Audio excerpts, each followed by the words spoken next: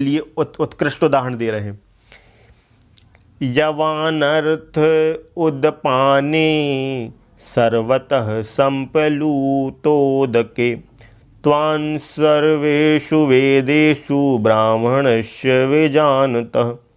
सब ओर से परिपूर्ण जलाशय के प्राप्त हो जाने पर छोटे जलाशय में मनुष्य का जितना प्रयोजन रहता है, ब्रह्म को तत्व से जानने वाले ब्राह्मण का समस्त वेदों में उतना ही प्रयोजन रह जाता है।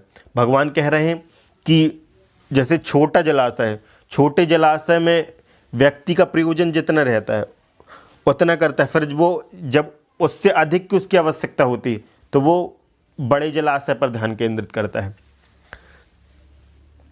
छोटे जलाशय में मनुष्य का जितना प्रयोजन रहता है, ब्रह्म को तत्व से जानने वाले ब्राह्मण का समस्त वेदों में उतना ही प्रयोजन रह जाता है।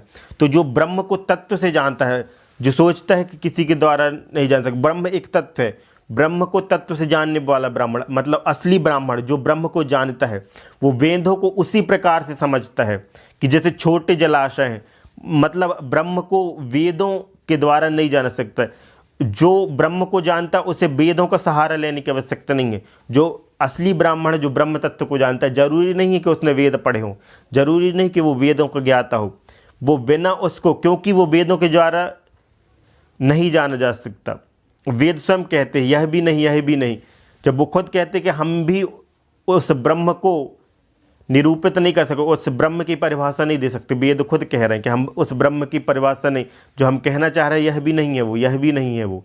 कई उदाहरणों से ब्रह्म की परिभाषा देने की कोशिश करते वेद, अंत में कहते यह भी नहीं, यह भी नहीं।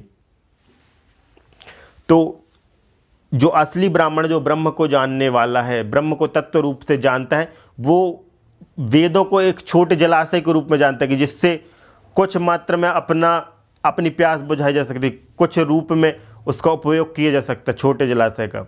तो उसे छोटे जलाशय के रूप में जानता है, उसे बड़े समुद्र के रूप में नहीं जानता वेदों को। जो असली ब्रह्म को जानने वाला है, उसे जो असली ईश्वर को जानने वाला, असली भगवान को जानने वाला है, उसको वेदों की आवश्यकता नहीं है।